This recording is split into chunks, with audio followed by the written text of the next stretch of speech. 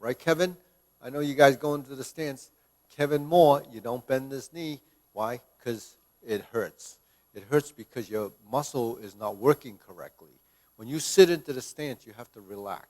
When you relax, your body position will, over time, develop. Not that it's getting so much stronger, it's not wasting energy. So that's really something we all have to understand. When you get into a stance, you have to learn to relax into the stance. The muscles will get tight. When you go into a horse stance, this is not relaxed in the sense that it feels hard, but it's not putting anything that's wasteful into that stance that shouldn't be there. So then it allows you to move, and allows you to move, allows you to move, and then your stances will get better and stronger because it's called adapting, right? Adapting. A lot of people that work in the gym say, well, don't do the same exercise because over time your muscles will adapt, and then you need to increase the strength and the weight when you do those. But in Kung Fu, it's not true with the legs. Your body will adapt, will get stronger, not only because you're using it, you're not carrying more weight. You see those as bodybuilders or some guys that are conditioning that they want to wear a weighted vest, or they wear weights in their ankles and all that to kind of, so that they could jump higher and all that. You know, it does work for a very short amount of time because your body does get stronger, so that allows you to go up higher. But at the same time, you know, it's kind of it's misleading in form and your stances. What allows you to go through a long form like Gung Ji Kun or Fuha is because your body becomes accustomed to doing the transitions, and you use less energy in the sense that you're not wasting it. So you can stay in your stance longer and better because you don't have what I call the conflict in movement. So stances are important. Stances are hardest to develop, you know, to get, agility of footwork, because holding your stance, this is just some people think, holding your stance is going to give me a better stance. In the beginning, it's true to hold the stance to get rid of any excessiveness. Once you're in your stance and you get it, then you have to practice mobility in your stance. So mobility in the stance allows you to make your transitions, adjusting the balance between movement and stability. Then your legs will get actually more agile. When you're first doing this, in the beginning, you go into your stances, especially the younger people that have been doing, you go into the stances, do half of the form. By the time you're halfway through the form, your thighs are like throbbing. They're all swollen, and because why? Because your muscles are adapting and they're swelling because you just work the muscle and the muscle tissue is expanding. So your thighs will get bigger, but then, that's just part of the course. That they get bigger just like you were doing leg presses, but you're in action, so that they'll get bigger and then they'll adapt in a way, and your thighs will be really strong from holding some of those positions. But so that's really part of what ends up happening. Okay, so in Gung Ji Kun, you can pause so that you develop the muscle memory for position. Okay, and then we're here, right? Step, step, and step. So that's where the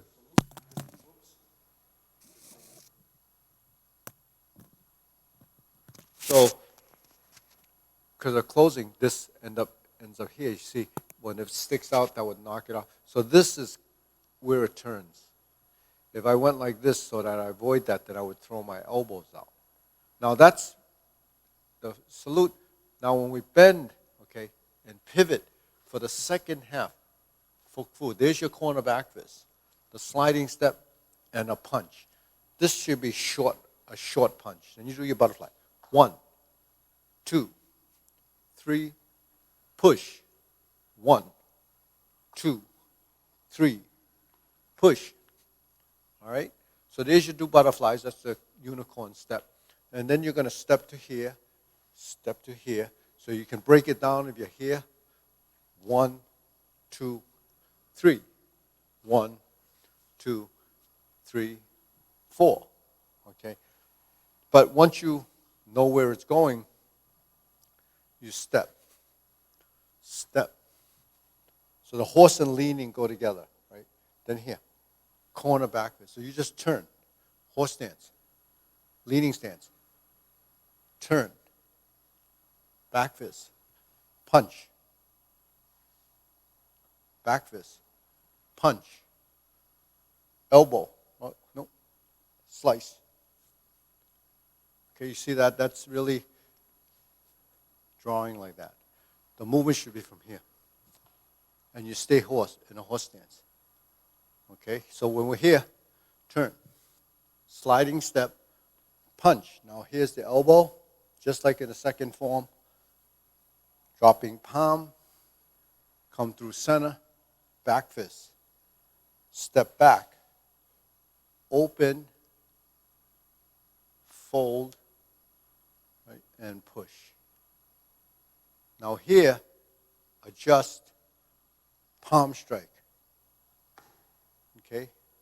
Roger actually worked on this. It's a side kick. It doesn't have to be too high here. Side kick, turn. There's a middle block. Okay? So this one's shoulder level, actually. It's a cover. So it's not covering down here. It's cover here. And then from here, we poke to the eyes. This is like this. Sink your wrist block, cross hands. Okay. Crane. Cross. One. Corner back fist, turn. Now we're facing that corner. We're here. We jump. We set this up. Water punch. Step here. 1, 2. Step 1, 2. Okay, good. So when we turn and jump, you jump as high as you can, bring your knees up as high as you can. I used to have a pretty good jump, and there's an old picture of me, I'm pretty high up.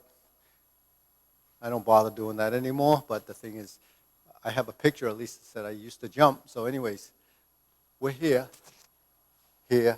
high block, palm. Here's high block, palm. Step up, cut, press, trap, middle block, or really this is back fist. So it could be like a position. Step forward, lift. Okay, you see the position. Now you're going to, when you break it down, you lift this knee. You're going to switch feet and then punch. I don't want to knock the wire off. Punch, pull back. Now we're going to punch right where that is. Punch. 1, 2, 3. 1, 2, 3, 4. That's a black tiger. 1, dragon. Okay. Turn. Chunkyeo. Sliding step. Punch. Shift. Cat stance. Cut. Pick. Grab. Punch. Cut. Pick. Grab. So don't do it up here. Shoulder height. And punch. 1, 2, 3. 1, 2. Shift. 1, 2, 3. Push. Step up, horse stance. Back fist, kwa. Cover. Form the fist. Leopard. So you're hitting with these knuckles. Okay. 1, 2, 3. Black tiger on this side. Set up your hand. Chunkyeo. Sliding step. Punch. Here. Pull back. Salute. Close. 1, 2, 3, 4. Okay, good. So you see, don't rush through your form. Do each movement one at a time. Build the timing. Horse to leaning, leaning to horse, horse to leaning, cat stance, suspended horse. Whatever it is, you have to define each one of your positions. Because each position, is a posture. If you want your body to recognize what those postures is, you have to find it, pause. It's always going to be, don't put too much strength in in the movements. I can't emphasize that too much strength is going to make you stiff. And stiffness is actually going to, in the long run, is going to slow you down. You know, really, training is very specific. If you want to be stiff, then practice being rigid all the time. Do a lot of planks. Lie between chairs. Do all this, you know, stay, iron crosses. That tremendous amount of strength. But you're not going to be mobile. You can't do it like that. You have to hold these positions without a lot of tension. Once you get into these positions, just feel what it feels like, and then you'll progress a lot better. Okay, so you don't want to become rigid doing a lot of these movements, because then you can't adapt to a situation, you can't adapt to your positions. So that was Fook Fu. Gungji Fook Fu is called Perseverance Tames the Tiger. So perseverance, you got to work hard at it. Kung Fu, the term Kung Fu comes from skill. So you need work, and diligence and hard work creates what Kung Fu really means. So Kung Fu can be in any type of skill, type of artistic thing, or any type, it could be culinary skills where you become a dim sum sifu. So sifu is just a term for teacher, and then Kung Fu is what you put in as an effort to become skillful at what you do. So learning the skill really is your effort. The more you practice, the better you get. Now, a lot of people that study Kung Fu, they're only kind of impatient. You just want to go from point A to point B and be skillful. It doesn't work like that. It doesn't work like that because muscle memory, position, the body, muscle memory, position. Well, what about muscle memory, position, all of this? How does our body learn direction? How does it know all this? When you do a block here, how does it know? Because you've been there so many times. You know, going there is that journey. Knowing is from being there often. So it's like going to someplace, like going home every single day. It doesn't matter where you come from, you get home. Different routes, different directions. When you do your form, that's a fundamental. It's home base. Go there. Doesn't matter where you come from, it's going to be right there. So you understand that idea, then that's how it works. When you do Kung Fu, when my hand comes out, when I'm here, it's there. When it's there, it's there. When it's here, it's there. When it's here, when it's here, when it's here. What's between this and this? We have this in footwork. What's the difference? No difference. What's the difference between this and this? This one has two, this one has one. Where's the place that you're striking? On both sides, one on each side. That's it. That's all it is. That's what fundamentals are. You practice your form, do the same movement. Doesn't have to be. I just show you that with a fair amount of force and power and focus to show you that that's kind of a goal, but you don't have to practice just that. You have to start from setting up, draw the movement, throw the punch. Then things will start to click and make sense. Sorry, Joe Bello asks, what does he think about people doing push-ups? Would that make someone get too stiff? How many thousand push-ups? So there's a question. How many is push-ups going to make you stiff? No, push-ups are fine. But if you're spending hours and hours every single day doing push-ups, then you go through your form once in a while, you're going to be stiff. Because I just mentioned that, you know, when you train, you have to train toward what your goals would be. So if you want to be agile, you want to have good transitions, you work on your Kung Fu forms. Push-ups is a supplementary thing that you do less than the other thing, and then you'll be okay. But if you only focus on push-ups, you're going to be really good at push-ups. That's how it is. So if you do 500 or 1,000 push-ups, which you probably can't do, I know the person asked me a question, your muscles are going to be so sore and so broken down that you're not going to be able to do your punches right because your body is over responding.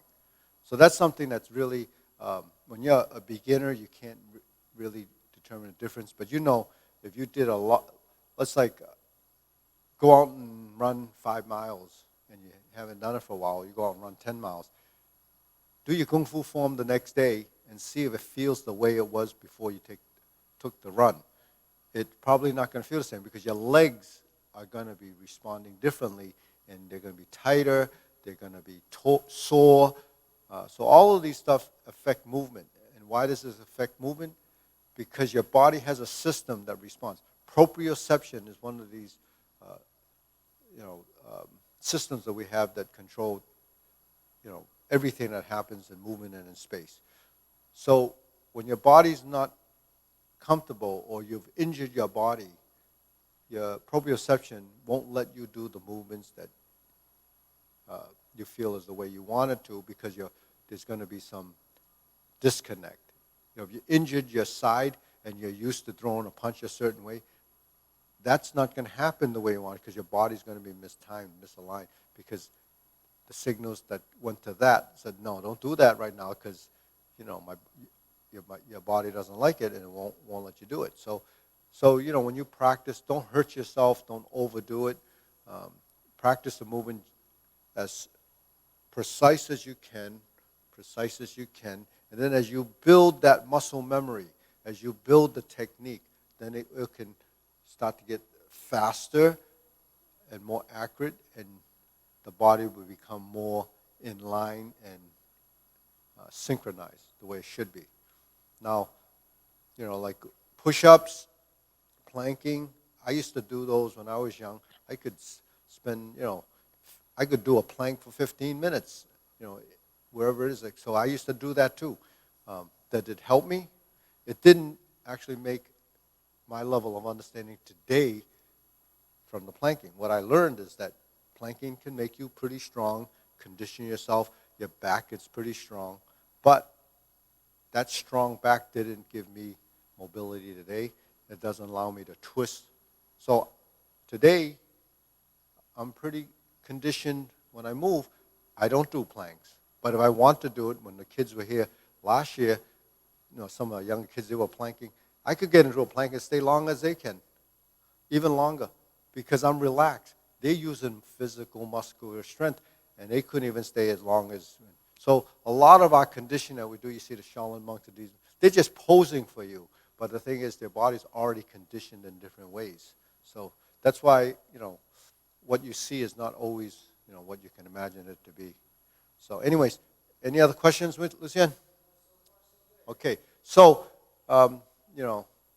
if you're young, active, and physical, and you have a lot of energy, by all means do sit-ups, push-ups, do it all. But at the same time, if you're going to do a lot of that and not practice your forms, your Kung Fu won't improve. So if you do your forms a lot and you supplement it with some of that, then that will kind of balance out. So that's just my advice.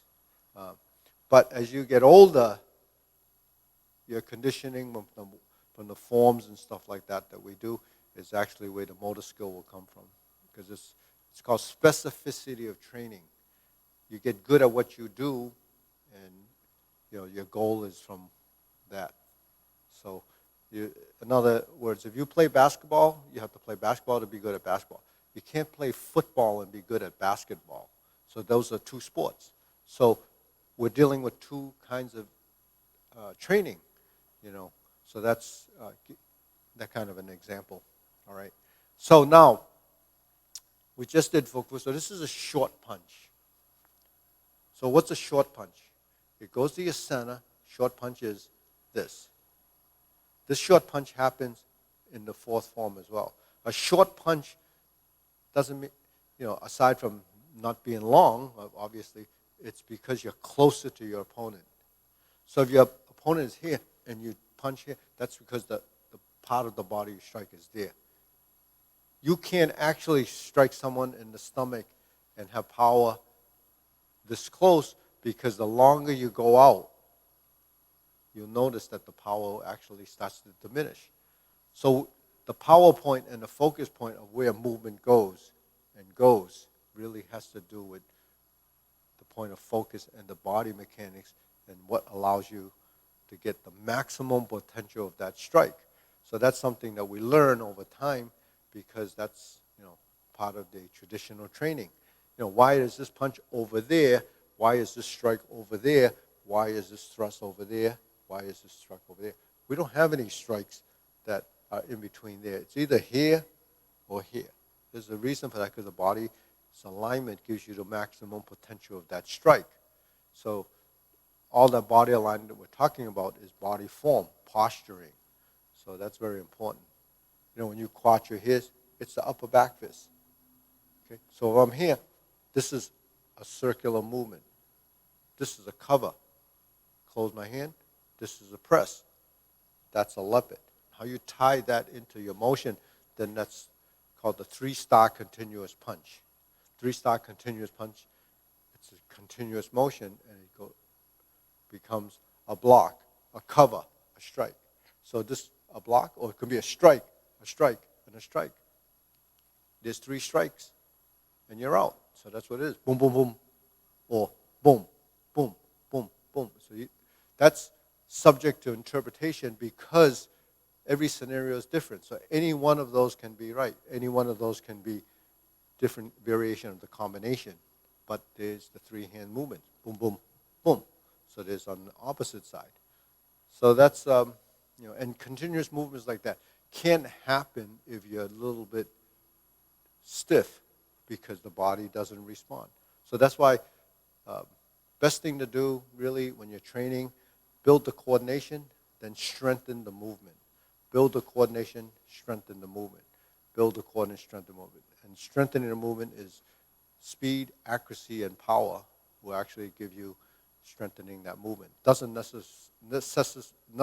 necessarily mean muscular strength. It's coordinated strength. So that's really, that's what motor skill really is. The most efficient athlete isn't always the most bulky and the strongest looking person. There's sometimes the thin person that actually can move, with the grace of, a leopard or a tiger and the speed of that. So, and notice in different sports, different body types have different positions based on maximum ability and potential within a position. So when we do our movements, you have a maximum potential within the framework of your movements. So that when you're doing water punches, you fold and you strike up. So there's a potential based on where it's going and how your body form is. And when you step, this is footwork. You have your cover hand. That's like a hook on a downside. When we do an uppercut, so everything is really that alignment and structure. I talk a lot about alignment and structure mainly because that's how I learned, and people that don't have that alignment and structure really, unfortunately, didn't have the right guidance, because if you're missing that, you're missing a whole skill level. In fact, when you get to the higher levels without that, you can't get there. Unfortunately, without understanding structure and position, you can't get to a higher level of understanding because it's not natural, and you haven't experienced what that level of execution is because it's conflicted. So that's really part of it. So the fact that I do this is to for whether it's the unskilled or the skilled, that if you're already doing this, then you're on the right track. If you're not doing this, then you probably need more work, essentially. More work, and the proper work. You could work, the wrong way, and sort of like, getting from point A to point B. You can go efficiently to there. You can go a roundabout way, and the roundabout way going to take you longer to get there because you have to find out through all the mistakes that you make along the way to get there without any guidance. Now, take the medium road, boom, boom, boom, boom. So you have some guidance, you have some training, you have some practice, so you still get to that point. Now, the person that gets from point A to point B without any hitches is probably rare. No one really can get there, even when you have the greatest teacher, because you have to be able to adapt your training and your understanding to where you are on that straight line or curve to get to your final destination. So that's the journey to get there. Could be 1,000 paths. Which way is it that you take? Those pathways can go all over the place till you finally get to your destination. There's an efficient way, a better way to approach it if you have better guidelines. That's the GPS. Everybody uses GPS today. Why? Because when you didn't have the GPS, you could get lost. And when you get lost, it's the understanding and the misguidedness of what you think it is, because that's part of that journey.